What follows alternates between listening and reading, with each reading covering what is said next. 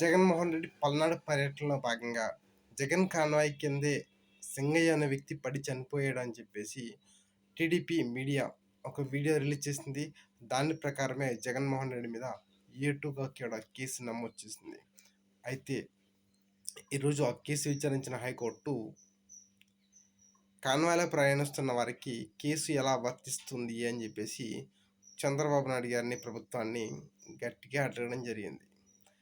వీలైతే డ్రైవర్ మీద లేకపోతే కాన్వాయ్ మీద రెండింటి మీద కేసు పెడతారు కానీ లోపల ప్రయాణించే ప్రయాణికుల మీద కేసు ఎలా పెడతారు అని చెప్పేసి అడిగింది.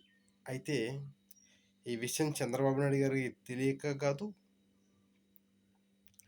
ఏదో విధంగా జగన్మోహన్ రెడ్డిని ఇబ్బంది పెట్టాలని ఉద్దేశం తప్పితే ఈ విషయం చంద్రబాబు నాయుడు గారికి తెలియక, అవగాహన లేక అయితే కాదు. సో ఇది మనం గుర్తించాలి.